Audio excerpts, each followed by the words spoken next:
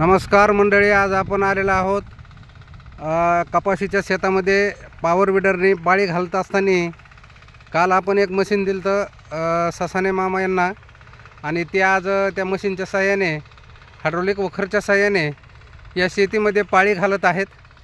आणि ही पाळी घालत असताना आपण पाहिले की एकदम झाडाला चिटकून अशी पाळी चाललेली आहे, आणि नवीनच असल्यामुळं की त्यांनी हे मशीन आतापर्यंत कधीच हात पण लावलेला नव्हता, आणि एकदम आवतावरील शेतकरी तर त्यांनी आज हे मशीन व्यवस्थितरित्या चालवत आहेत। आणि त्यांनी या मशीनची आजपर्यंत कसल्याही प्रकारची माहिती न घेता हे मशीन चालवत आहेत। तर हे शेतकरी आपण बघू शकताय की आज हे ससाने मामा जे आहेत हे पाडळसिंगी या ठिकाणी या मशीनचं शेतामध्ये मशीनच्या साहाय्याने पाळी मारताना आपण त्यांच्या शेतात आलो होतो, आणि ते या मशीनला व्यवस्थितपणे हँडल करत आहेत। आणि हे मशीन त्यांनी आपल्याकडून विकत घेतलेलं होतं।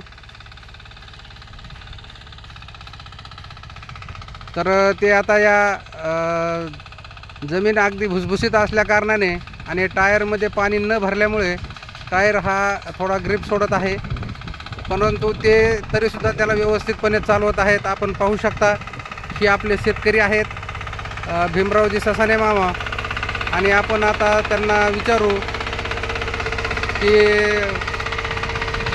ससाने मामा उभा राहू द्या, त्यांना ऐकायला आलेलं नाही आहे। आणि आज आपण त्यांच्याशी थोडी चर्चा पण करणार आहोत।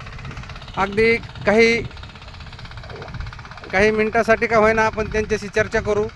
आणि ते आता या ठिकाणी व्यवस्थितरित्या पाळी घालत आहेत।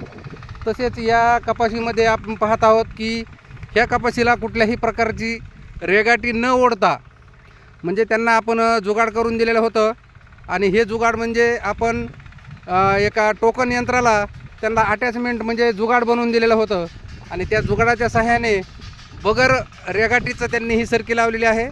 आपण पाहत आहोत की सरकीमध्ये कुठल्याही प्रकारचा कमी जास्तीपणा नाही आहे, अंतर एकदम व्यवस्थित आहे। आणि शेतकरी नवीन असताना सुद्धा त्यांनी या शेतामध्ये अगदी व्यवस्थित लागवड करून त्यांनी टोकन यंत्र पण आपल्याकडूनच खरेदी केलं। तर आपण त्यांना विचारू। तर हे शेतकरी आपले ससाने मामा आहेत। ससाने मामा नमस्कार। नमस्कार। आज आपण या ठिकाणी ही जी कपाशी लावली तुम्ही, ही टोकन यंत्राच्या सहाय्याने लावली, ह्याच्यासाठी तुम्ही काही लेबर लावलं होतं का? नव्हतं लावलं। आणि म्हणजे तुम्ही हे टोकन यंत्राने काही जुगाड करून सरकी लावली? जुगाड करून सरकी लावली, बरोबर आहे। आणि आता तुम्ही हे मशीन चालवतात, हे मशीन पाळी घालतंय। तर उन्हाळ्यामध्ये ह्या शेतामध्ये तुम्ही नांगरटीमध्ये जास्त मशागत केलेली नव्हती, आणि त्याच्यातच डायरेक्ट यंत्राच्या सहाय्याने कपाशी पण लावली, आणि आता आपल्या ह्या पॉवर विडरच्या सहाय्याने तुम्ही पाळी घालत आहात। तर ससाने मामा, ते जे तुम्ही सरकी लावली ते मशीन चांगलं होतं का सरकी लावायचं? चांगलं होतं। आणि आता तुम्ही हे हायड्रोलिक वखर आणि हे जी मशीन आहे आपलं, तर ह्या मशीनच्या सहाय्याने आपण पाळी घालतोय, तर हे मशीन पण चांगलं आहे का? मशीन चांगलं आहे ना। बरं, तर धन्यवाद ससाने मामा, तुम्ही आम्हाला थोडी माहिती सांगितली त्याबद्दल तुमचे धन्यवाद।